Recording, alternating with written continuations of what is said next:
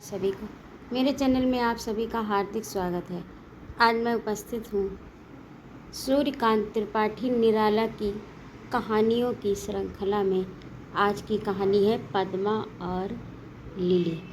आपको बता दूं कि मेरे इस चैनल पर आपको सूर्यकांत त्रिपाठी निराला, रविन्द्रनाथ टैगोर, मुंशी प्रेमचंद्र, शिवानी, मनु भंडारी, चित्रा मुदगल आदि बड़े कथाकारों की कहानियाँ और उपन्यास सुनने को मिलेंगे।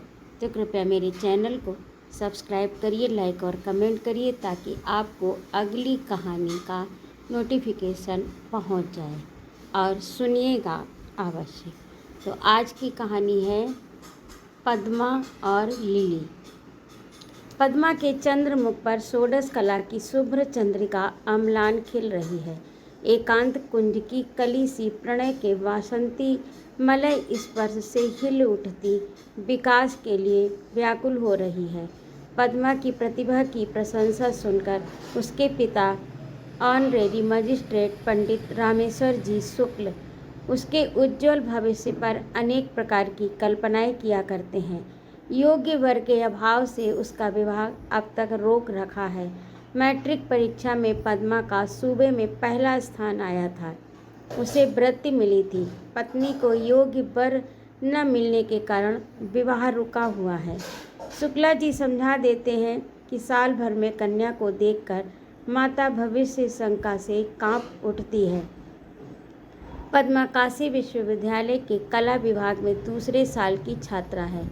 गर्मियों की छुट्टी है, इलाहाबाद घर आई हुई है। अब के पद्मा का उभार, उसका रंग रूप, उसकी चितवन, चलन, कौशल, वार्तालाप पहले से सभी बदल गए हैं। उसके हृदय में अपनी कल्पना से कोमल सौंदर्य की भावना, मस्तिष्क में लोकाचार से स्वतंत्र अपने उच्छृंखल आनुकूल्य के विचार पैदा हो गए हैं।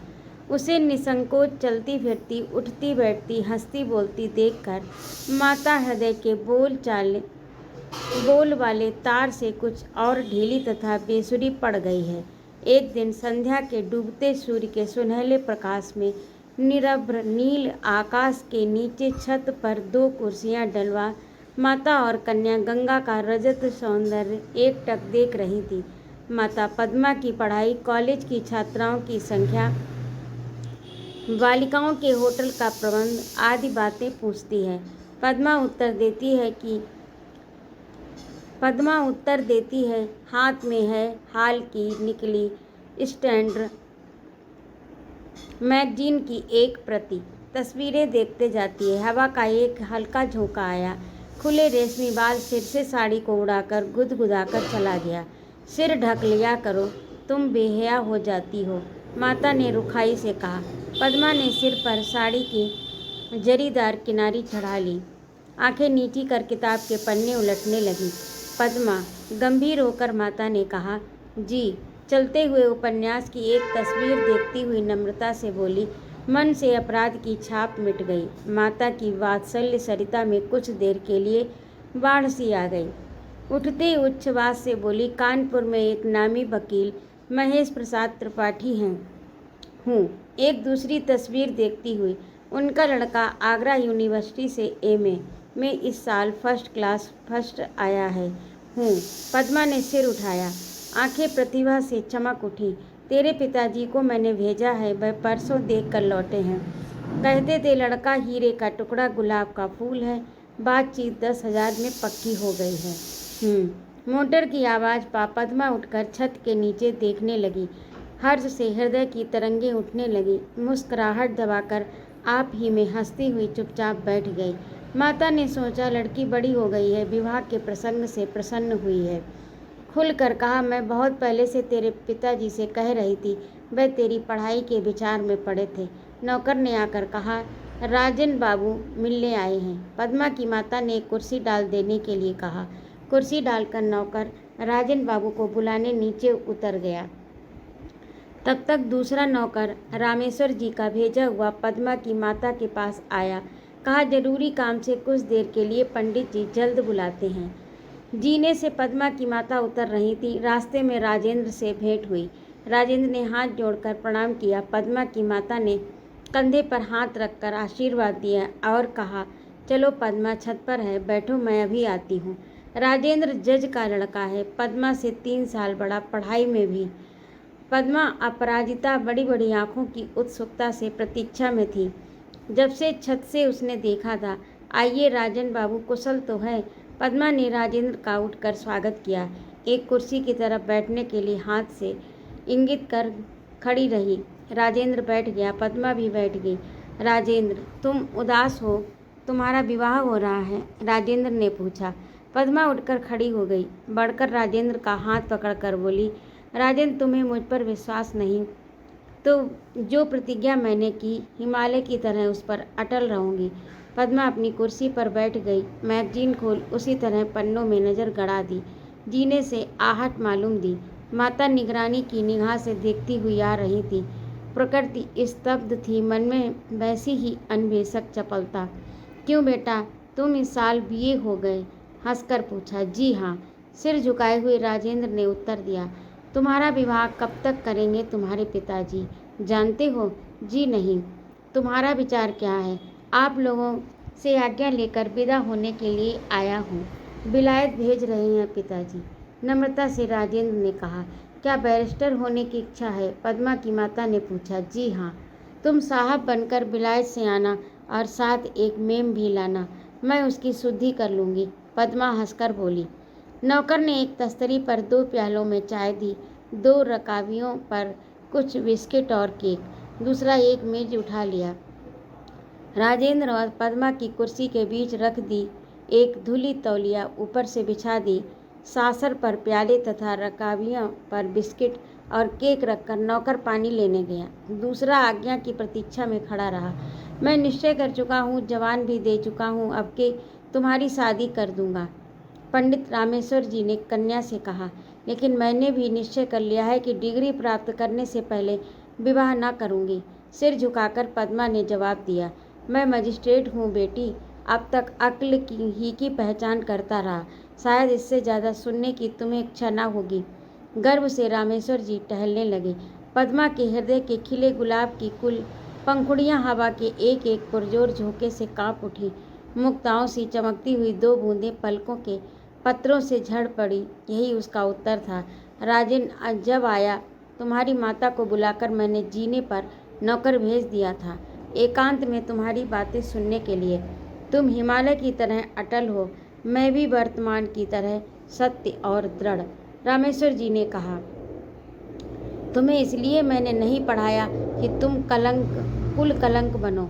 आप ये सब क्या कह रहे हैं? चुप रहो, तुम्हें नहीं मालूम? तुम ब्राह्मण कुल की कन्या हो, मैं क्षत्रिय घराने का लड़का है, ऐसा विवाह नहीं हो सकता। रामेश्वर जी की सांस चलने लगी, आंखें भौहों से मिल गईं। आप नहीं समझे मेरे कहने का मतलब। पद्मा की निगाह कुछ उठ गई।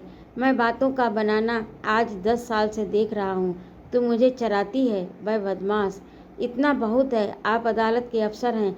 अभी अभी आपने कहा था अब तक अक्ल की पहचान करते रहे हैं। ये आपकी अक्ल की पहचान है? आप इतनी बड़ी बात राजेंद्र को उसके सामने कह सकते हैं? बतलाइए, हिमालय की तरह अटल सुन लिया तो इससे आपने क्या सोचा? आग लग गई जो बहुत दिनों से पद्मा की माता के हृदय में सुलग रही थी। हट जा मेरी नज़रों से, मैं समझ गया। रामेश्वर जी क्रोध से कांपने लगे। आप गलती कर रहे हैं, आप मेरा मतलब नहीं समझे। मैं भी बिना पूछे हुए बतलाकर कमज़ोर नहीं बनना चाहती। पद्मा जेठ की लू में झुलस रही थी। स्थल पद्म सा लाल चेहरा तमतमा रहा था। आंखों की 2 सीपियाँ पुरस्कार की 2 मुक्ताएं लिए सगर्व चमक रही थी। रामेश्वर जी भ्रम में पड़ गए, चक्कर आ गया। पास की कुर्सी पर बैठ गए, सर हथेली से टेक कर सोचने लगे। पद्मा उसी तरह खड़ी दीपक की तरह निष्कंप शिखा सी अपने प्रकाश में जल रही थी। क्या अर्थ है, मुझे बता, माता ने बढ़कर पूछा। मतलब ये कि राजन को संदेह हुआ था कि मैं विवाह कर लूँगी। ये तो पिताजी पक्का कराए हैं। इसके लिए मैंने कहा था कि मैं हिमालय की तरह अटल हूँ, ना कि यह मैं कि राजन के साथ विवाह करूँगी। हम लोग कह चुके थे कि पढ़ाई का अंत होने पर दूसरी चिंता करेंगे। पद्मा उसी तरह खड़ी सीधे ताकती रही। तू राजन को प्यार नहीं करती? आंख उठाकर रामेश्वर जी ने पूछा। प्यार करती हूँ। करती है? हाँ करती हूँ, बस और क्या पिता। पद्मा की आवदार आंखों से आंसुओं के मोती टूटने लगे, जो उसके हृदय की कीमत थे, जिनका मूल्य समझने वाला वहाँ कोई न था। माता ने ठोड़ी पर एक उंगली रख रामेश्वर जी की तरफ देख कर कहा, प्यार भी करती है, मानती भी नहीं, अजीब लड़की है। चुप रहो। पद्मा की सजल आंखें बहुओं से सट गईं। विवाह और प्यार एक बात है। विवाह और प्यार एक बात है। विवाह करने से होता है, प्यार अपने आप होता है। कोई किसी से प्यार करता है तो वह इससे विवाह भी करता है। कोई किसी से प्यार करता है तो वह उससे विवाह भी करता है। पिताजी जज साहब को प्यार करते हैं तो क्या उससे विवाह भी कर लिया है? रामेश्वर जी हंस पड़े। रामेश्वर जी ने शंका की दृष्टि से डॉक्टर से पूछा, क्या देखा आपने डॉक्टर साहब? बुखार बड़े जोर का है, अभी तो कुछ कहा नहीं जा सकता। जिस्म की हालत अच्छी नहीं। पूछने से कोई जवाब भी नहीं देती। कल तक अच्छी थी, आज एकाएक इतने जोर का बुखार, क्या सबब है? डॉक्टर ने प्रश्न की दृष्टि से रामेश्वर जी की तरफ देखा। रामेश्वर जी पत्नी की तरफ देखने लगे। डॉक्टर ने कहा, अच्छा, मैं एक नुस्खा लिखे देता हूँ, इससे जिस्म की हालत अच्छी रहेगी। थोड़ी सी बर्फ मंगा लीजिएगा। आइस बैग तो होगा आपके यहाँ? एक नौकर मेरे साथ भेज दीजिए, मैं दे दूंगा। इस वक्त 104 डिग्री बुखार है। बर्फ डालकर सिर पर रखिएगा। 101 आ जाए तब जरूरत नहीं। डॉक्टर चले गए। रामेश्वर जी ने अपनी पत्नी से कहा, यह एक दूसरा फसाद खड़ा हुआ। ना तो कुछ कहते बनता है, न करते। मैं कौम की भलाई चाहता था, अब खुद ही नकटों का सिरताज हो रहा हूँ। हम लोगों में अभी तक ये बात न थी कि ब्राह्मण की लड़की का किसी क्षत्रिय लड़के से विवाह होता। हाँ, ऊंचे कुल की लड़कियां ब्राह्मणों के नीचे कुलों में गई हैं, लेकिन ये सब आखिरी कौम में ही हुआ है। तो क्या किया जाए? स्फारित आंखें पत्नी ने पूछा। जज साहब से ही इसकी बचत पूछूंगा, मेरी अक्ल अब और नहीं चल पाती। अरे छीटा जी। छीटा चिलम रखकर दौड़ा। जज साहब से मेरा नाम लेकर कहना, जल्द बुलाया है। और भैया बाबू को भी बुला लाऊं? नहीं नहीं, रामेश्वर की पत्नी ने डांट दिया। जज साहब पुत्र के साथ बैठे हुए वार्तालाप कर रहे थे। इंग्लैंड के मार्ग, रहन सहन, भोजन पान, अदब कायदे का बयान कर रहे थे। इसी समय छींटा बंगले पर हाजिर हुआ और झुककर सलाम किया। जज साहब ने आंख उठाकर कहा, कैसे आए छीटाराम? हुजूर को सरकार ने बुलाया है और कहा है बहुत जल्द आने के लिए कहना। क्यों? बीबी रानी बीमार हैं। डॉक्टर साहब आए थे और हुजूर बाकी। छीटा ने कह ही डाला। और क्या हुजूर? छीटा ने हाथ जोड़ लिए। उसकी आंखें डबडबा आईं। जज साहब बीमारी कड़ी समझकर घबरा गए। ड्राइवर को बुलाया। छीटा चल दिया। ड्राइवर नहीं था। जज साहब ने राजेंद्र से कहा, आओ जाओ मोटर ले आओ, चलें देखें क्या बात है। राजेंद्र को देखकर रामेश्वर जी सूख गए। टालने की कोई बात न सूझी। कहा, बेटा पद्मा को बुखार आ गया है, चलो देखो, तब तक मैं जज साहब से कुछ बातें करता हूँ। राजेंद्र उठ गया। पद्मा के कमरे में एक नौकर सिर पर आइस बैग रखे खड़ा था। राजेंद्र को देखकर एक कुर्सी पलंग के नज़दीक कर दी। पद्मा, राजेंद्र। पद्मा की आंखों में टप टप गर्म आंसू गिरने लगे। पद्मा को एकटक प्रश्न की दृष्टि से देखते हुए राजेंद्र ने रूमाल से उसके आंसू पोंछ दिए। सिर पर हाथ रखा। बड़े जोर से धड़क रही थी। पद्मा ने पलकें मूंद ली। नौकर ने फिर सिर पर आइस बैग रख दिया। सिरहाने थर्मामीटर रखा था, झाड़कर राजेंद्र ने आहिस्ते से बगल में लगा दिया। उसका हाथ बगल से सटाकर पकड़े रहा। नज़र कमरे की घड़ी की तरफ थी। निकाल कर देखा, बुखार 103 डिग्री था। अपलक चिंता की दृष्टि से देखते हुए राजेंद्र ने पूछा, पद्मा तुम कल तक तो अच्छी थी, आज एकाएक बुखार कैसे आ गया? पद्मा ने राजेंद्र की तरफ करवट ली, कुछ न कहा।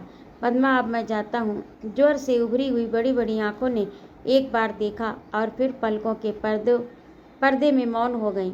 अब जज साहब रामेश्वर जी कमरे में आ गए।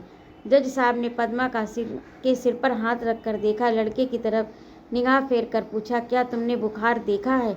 जी हाँ देखा है। कितना है? 103 डिग्री। मैंने रामेश्वर से कह दिया है तुम आज यहीं रहोगे। तुम्हें यहाँ से कब जाना है? परसों ना? जी। कल सुबह बतलाना घर जाकर पद्मा की हालत कैसी रहती है।